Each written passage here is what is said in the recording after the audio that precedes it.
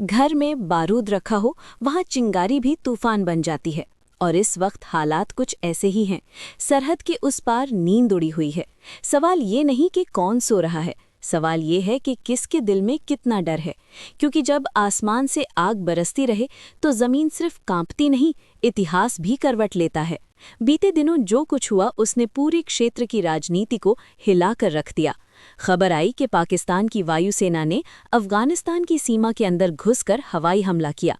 बताया गया कि निशाना थे आतंकवादी ठिकाने, लेकिन आरोप लगे कि बम रिहायशी इलाकों पर गिरे। नाम सामने आए नंगरहार और बख्ती का, और दावा किया गया कि इस हमले में बड़ी संख्या में लोग मारे गए, जिनमें महिलाएं और बच्चे भी शामिल थे। ये आंकड़े किस हद तक सही हैं, इसकी स्वतंत्र पुष्टि अलग अलग स्रोतों से अलग अलग बताई गई, लेकिन माहौल गर्मा गया। अफगानिस्तान की सत्ता पर काबिज तालिबान ने इसे अपनी संप्रभुता पर हमला बताया। उनके प्रवक्ता ज़बीहुल्लाह मुजाहिद ने कड़ी प्रतिक्रिया दी और कहा कि वे इसे अनदेखा नहीं करेंगे। शब्द सख्त थे, लहजा और भी सख्त।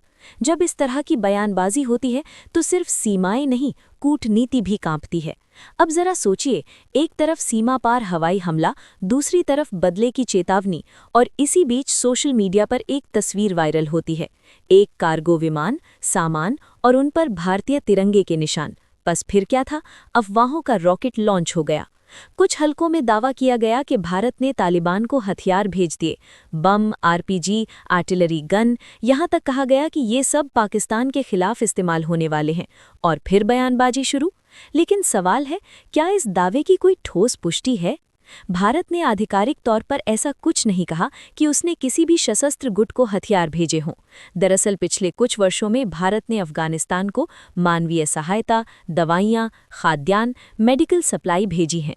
कई बार सार्वजनिक रूप से बताया भी गया कि ये सहायता आम जनता के लिए है, किसी सैन्य मकसद के लिए नहीं। तो फिर ये तस्वीर?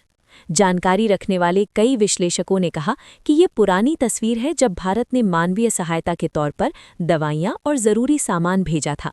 लेकिन इंटरनेट की दुनिया में टाइमलाइन से ज़्यादा मायने रखता है नैरेटिव, और नैरेटिव अगर तीखा हो तो वो मिनटों में बारूद बन जाता है। अब बड़ा सवाल, क्या भारत खुलकर तालिबान का समर्थन करेगा? ये उतना सीधा सवाल नहीं है जितना सोशल मीडिया पर दिखता है। भारत की विदेश नीति लंबे समय से संतुलन पर टिकी है। एक तरफ क्षेत्रीय स्थिरता, दूसरी तरफ आतंकवाद के खिलाफ सख्त रुख। तालिबान के साथ भारत के संबंध जटिल रहे हैं। अतीत में तालिबान शासन के दौरान रिश्ते ठंडे थे, लेकिन हाल के वर्षों में व्यावहारिक संपर्क की खबरें भी सामने आईं। ये भी सच है कि पाकिस्तान और तालिबान के रिश्ते हमेशा एक जैसे नहीं रहे। कई बार तनाव भी खुलकर सामने आया है। सीमा पर झड़पें, बयानबाजी, आरोप प्रत्यारोप, ये सब पहले भी होते रहे हैं। लेकिन हर बार स्थिति खुली जंग में नहीं बदलती, क्योंकि दोनों देशों को मालूम है कि खुला युद्ध सिर्फ सैनिकों का नहीं, अर्थव्यवस्था और आम जनता का भी नुकसान करता है। और अब भारत का नाम बीच में आ गया।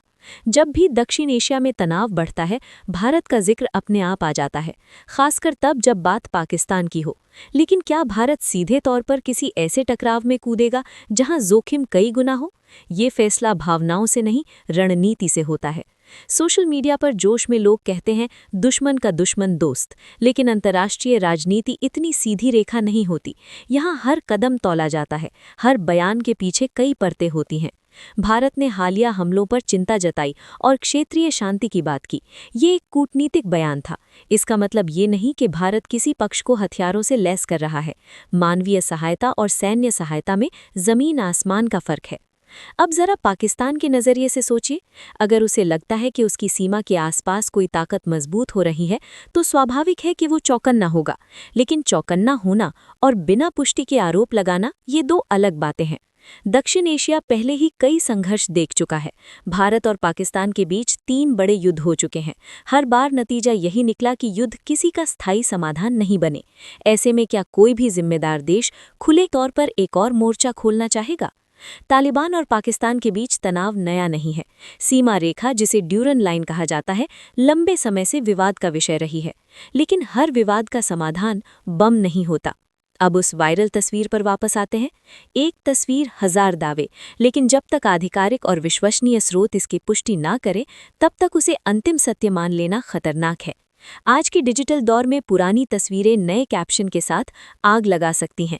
ये भी याद रखना चाहिए कि अफगानिस्तान की जनता दशकों से संघर्ष झेल रही है।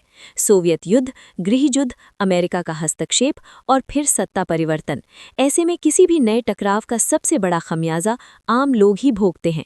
भारत की प्राथमिकता क्या होगी? क्षेत्रीय स्थिरता, आतंकवाद पर नियंत्रण और अपने राष्ट्रीय हितों की रक्षा। यही हर देश करता है। भावनाओं में बहकर विदेश नीति नहीं बनती। कुछ लोग कह रहे हैं कि अगर पाकिस्तान ने सीमा पार हमला किया है तो जवाब मिलना चाहिए, लेकिन जवाब किसे, कैसे और कब, ये फैसला मैदान में नहीं, बंद कमरों में राजनीति के साथ होता है। अगर सच में भारत ने सिर्फ दवाइयाँ और राहत सामग्री भेजी है तो उसे हथियार बताना एक नैरेटिव हो सकता है, और अगर किसी भी देश ने अंतर्राष्ट्रीय कानून का उल्लंघन किया है तो उसका आकलन वैश्विक मंचों पर भी होता है। इस पूरे घटनाक्रम में सबसे बड़ा खतरा है गलत सूचना, क्योंकि मिसाइल से ज्यादा खतरनाक होती है अफवाह। मिसाइल एक बार गिरती है, अफवाह बार बार गिरती है। इसलिए जरूरी है कि हम भावनाओं के बजाय तथ्यों पर बात करें। अगर कोई ठोस सबूत सामने आता है कि किसी देश ने हथियार भेजे तो वो अलग चर्चा होगी, लेकिन बिना पुष्टि के निष्कर्ष निकालना आग में घी डालने जैसा है। आज जरूरत है संयम की, क्योंकि दक्षिण एशिया की आबादी अरबों में है। यहाँ किसी भी बड़े टकराव का असर वैश्विक अर्थव्यवस्था और सुरक्षा पर पड़ेगा। और आखिर में एक बात साफ है, युद्ध का मैदान जितना चमकदार टीवी स्क्रीन पर दिखता है, जमीन पर उतना ही धुआं, खून और आंसू छोड़ जाता है। जोश में लिया गया फैसला पीढ़ियों तक बोझ बन सकता है। इसलिए सवाल आपसे है, क्या हमें हर वायरल तस्वीर पर विश्वास कर लेना चाहिए? क्या हमें हर बयान को अंतिम सत्य मान लेना चाहिए? या फिर हमें ठहर कर सोचना चाहिए कि सच क्या है और नैरेटिव क्या है? क्योंकि याद रखिए, बारूद के ढेर पर खड़े लोग अगर ताली बजाएंगे तो चिंगारी को भी नाचने का बहाना मिल जाएगा। तो दोस्तों, आज की पूरी चर्चा को समझते हुए बस इतना समझ लीजिए कि सरहद पर तनाव हो, बयानबाजी हो या वायरल तस्वीरें, हर चीज को आंख बंद करके मान लेना समझदारी नहीं है। सच क्या है, नैरेटिव क्या है और किसे किससे फायदा है, ये समझना हम सब की जिम्मेदारी है। जोश जरूरी है, लेकिन होश उससे भी ज्यादा जरूरी है। देश हित सबसे ऊपर है और जागरूक नागरिक ही देश की असली ताकत होते हैं। और दोस्तों, सच और अफवाह के इस दौर में सबसे जरूरी है जागरूक रहना और सोच समझकर राय बनाना। अगर आपको हमारी ये बेबाक, तीखी और राष्ट्रहित में की गई चर्चा पसंद आई हो, अगर आपको ये विश्लेषण दमदार लगा हो, तो वीडियो को लाइक करें, शेयर करें, चैनल को सब्सक्राइब करें और बेल आइकॉन जरूर दबाएं। जय हिंद, जय श्री राम।